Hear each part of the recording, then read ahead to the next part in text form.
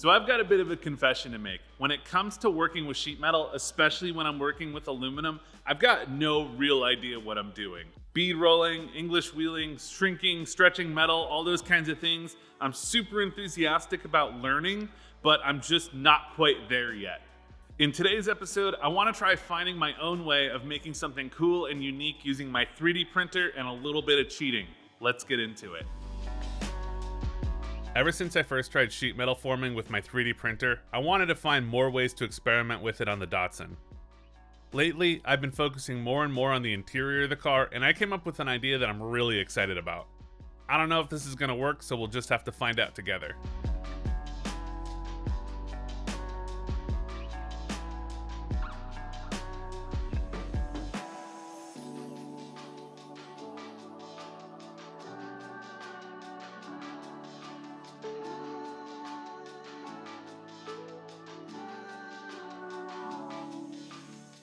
So I'm thinking the ECM and the PDM are going to mount on this side of the firewall, and then I'm going to have bulkhead connectors to pass everything through to the engine bay.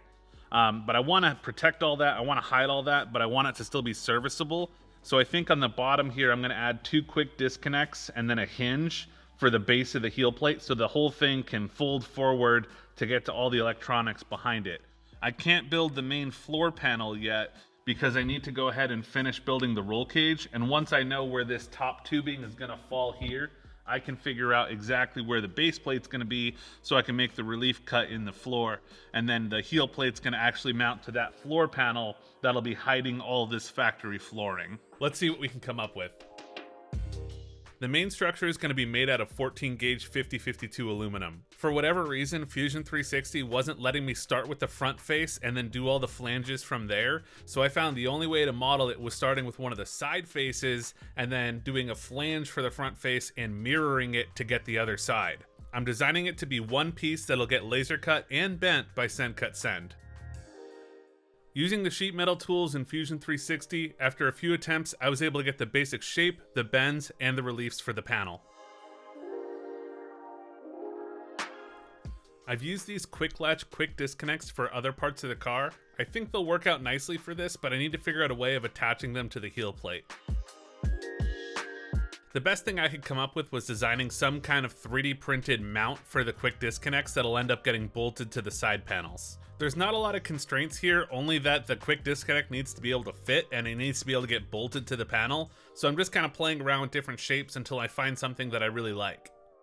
I'm adding a lot of ribs and fillets to make sure that it's as strong as it can be because this is going to be getting pushed against by passengers in the car. I also added a super tiny Z detail. I don't know if this is going to print properly, but I figured I'd give it a shot.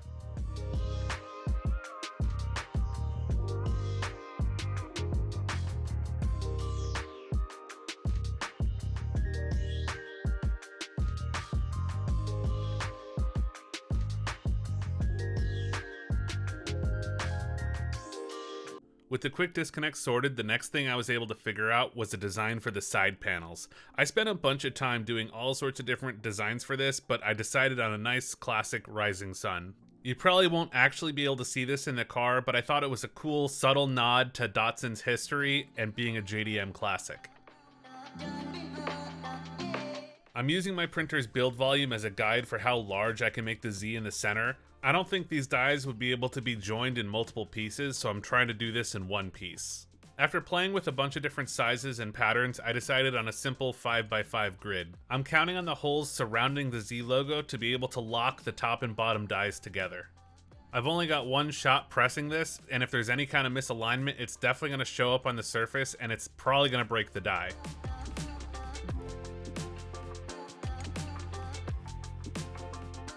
I don't know how much material is going to get shrunk trying to press something this large, so I'm only going about 2 millimeters. It should be deep enough that you could still see it very clearly, but not be so deep that it's pulling a ton of material to be able to make the shape. The last thing for the bottom die was adding just a little bit extra width. It still fits in the build volume for my printer, but it gives a little bit more room for those sharp corners of the logo. The top die was designed exactly the same way, making sure to leave room for exactly the material thickness being pressed. To do this, I offset the sketch by exactly the material thickness when I made each of the dies. Looking at the cross section, you can see the material's always going to have somewhere to go when it's being pressed. Do you appreciate me talking like this? Because I still don't know if this is actually going to work.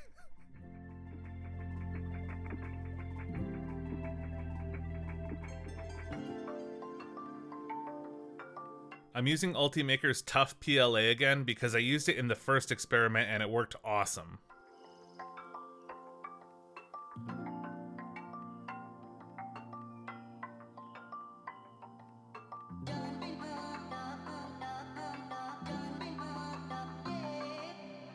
My first attempt printing this, I think my tolerancing is a little bit too loose. There's a little bit more play in this than I think I want. It might self-center, but it might not, and if it doesn't, it's gonna cause problems. And since I only have one go at this panel, I think it's a lot easier to just reprint these parts and have it be a little bit more snug than this so that it's nice and centered from top to bottom. I went ahead and reprinted it. I updated the size of this so that it fits nicely. I checked it on the aluminum panel already. It fits nice and tightly there. But then these dies here, they fit much better. There's just a tiny, tiny, tiny little bit of wiggle room here, but it's not catching or binding at all from the top to the bottom. So that's good as well. We don't want it too tight, but this I think is absolutely perfect.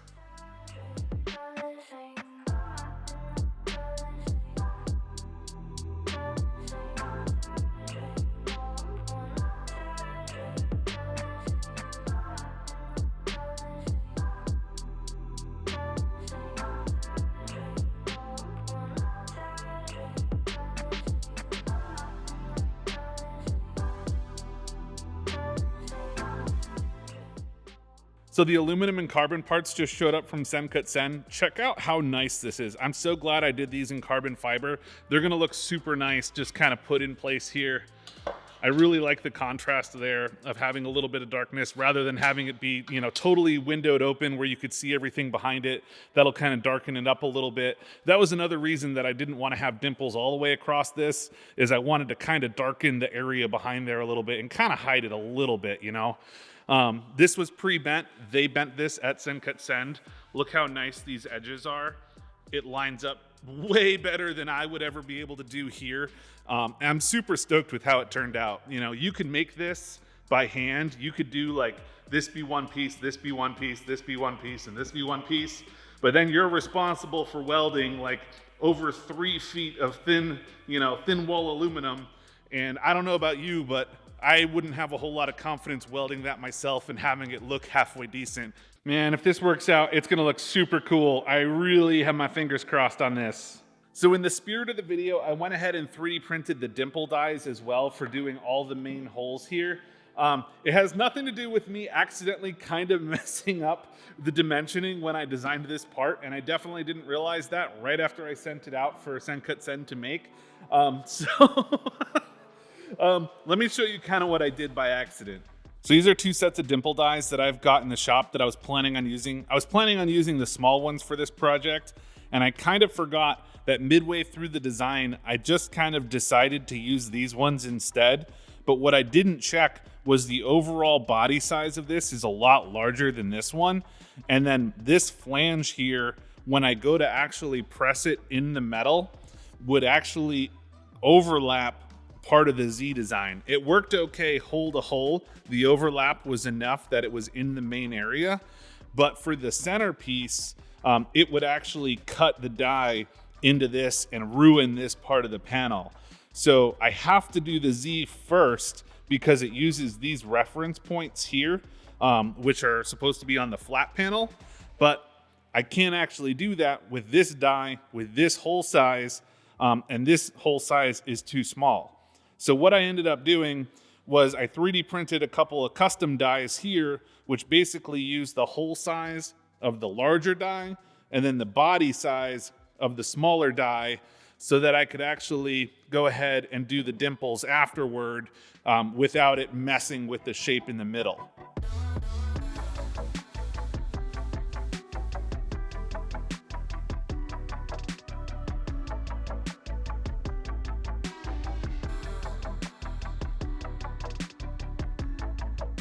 I've been shooting B-roll for like the last 20 minutes because I'm like genuinely nervous on whether or not this is gonna work out. And I don't know, it's not gonna change anything. Like if it doesn't work, it doesn't work. But I've just been stalling, just like recording B-roll all around the shop. But let's just get it done. Let's see what happens. Let's do it. I did go through with a block sander and quickly hit a couple of the high spots where there was a little bit of over extrusion. It feels a lot smoother. You could still kind of feel the layer lines if you dig your nails in there, but other than that, I think this will work out all right. If I can still see the layer lines, that'll be pretty wild, but I guess we don't know. We'll find out soon. Once the panel's over top of it, it's kind of hard to tell if everything's gonna be correct. So I marked this and then I marked the other die as well, just for alignment. And then we're gonna get this nice and centered here. We're gonna grab the panel. I'm just gonna use a little bit of silicone spray lube on it. That way the layer lines, nothing binds up and it can kind of freely move around a little bit if it has to. I don't know if this will really help, but a lot of you guys said in the comments to give it a try, so why not? All right, get the top side. It actually fits really nicely. Let's get the other die. We got the marks lined up. It's important too that the dies are able to catch each other when the material's between it and before it's shaped in place. So it was important to make sure that these were tall enough, that the dies were tall enough that it still has that positive retention where the dies are locked to each other before the material's pressed. And then we also have to make sure we're not gonna put this directly on the plastic because it's not gonna distribute the pressure. It'll probably just break the plastic straight through.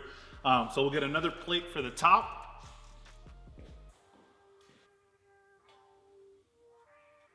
Can you tell I'm getting like more nervous as I'm talking? Like my voice is breaking up and stuff as I'm doing this. I've never felt like this was not gonna work. Like I felt reasonably okay about this until like right now. But there's not really anywhere for the plastic to go if it cracks or something. So I think if it breaks, I'm just gonna keep going because it's gonna be what it is at that point anyway.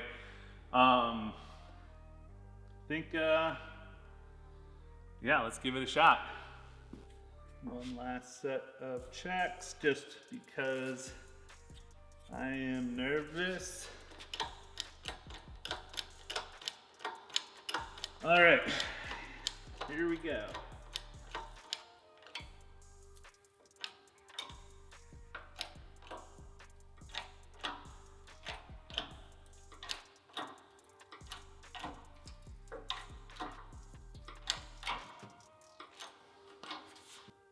I don't know how much tonnage is required to actually press this shape.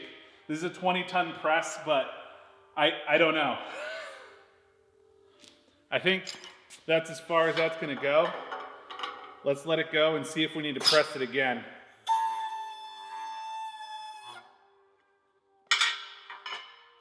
All right, so that was the first press.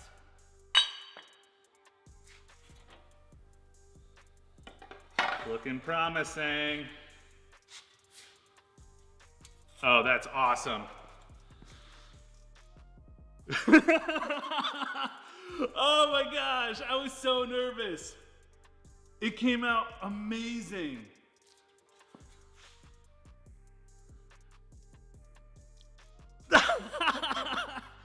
Oh, it's so cool. Oh, it's sick. It's so sick. Oh, yeah. I don't think this needs to get pressed again. I think that that's money. I think that looks fantastic.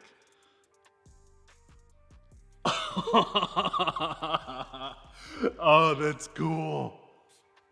Before I get ahead of myself, the dies actually look perfect. I could definitely do a bunch more of these panels if I had, like if I was selling this as a product, I could definitely get way more than one press out of these. There were no issues at all.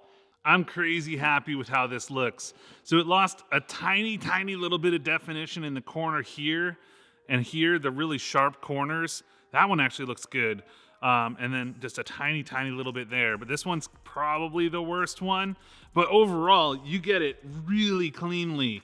Everything's super smooth. You can actually see there's a couple little digs where I didn't sand enough out of the dies, those couple little high spots. But I mean, overall, it's super clean. I can't believe that. I'm super impressed. The panel's definitely wobbly now. This did suck in and shrink a lot of the material, so it's not sitting flat like it was before. It kind of has that oil can effect where you can pop it one way or the other. But we've still got to do a whole bunch of dimple dies in this, which is going to affect the flatness as well. I think it'll actually help it a little bit, but I guess we'll just have to find out. No bead rolling, no sheet metal press brake, no welding aluminum around the whole perimeter.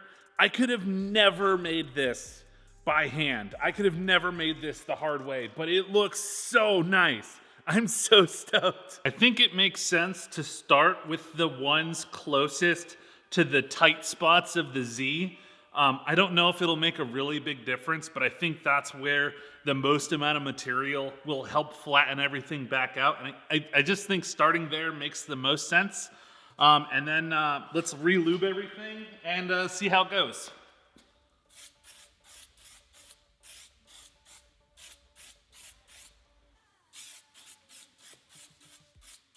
All right, this is the first hole. Let's see how it goes.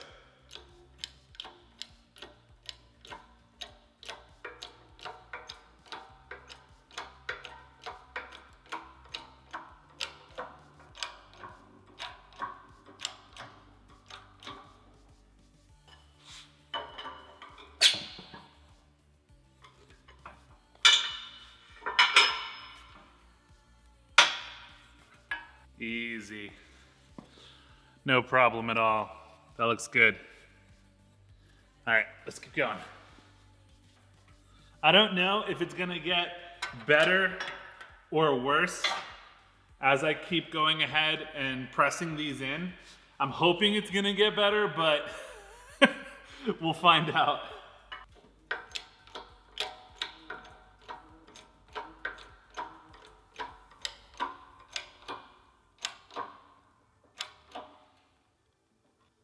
Now I think it makes sense to do the middle ones next.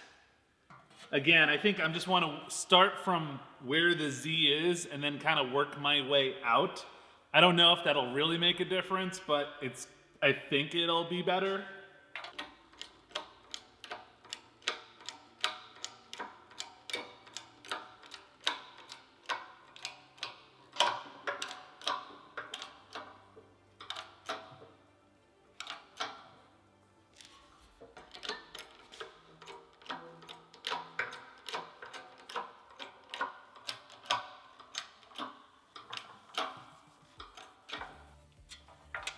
This is actually really satisfying to do.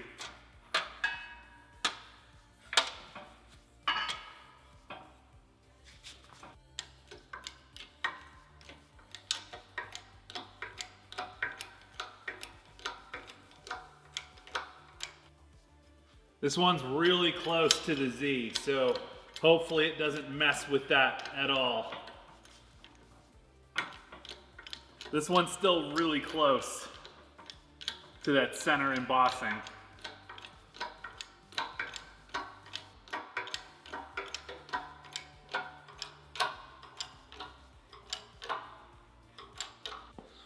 So far, it's looking really good. So far, that looks really nice. Super, super nice.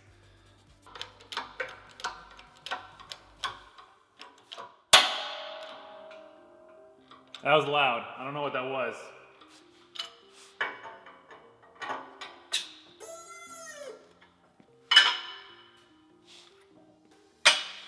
Check everything.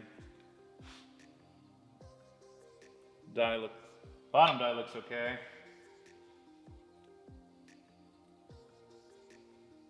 Yeah, the dies look fine. I don't know what that was.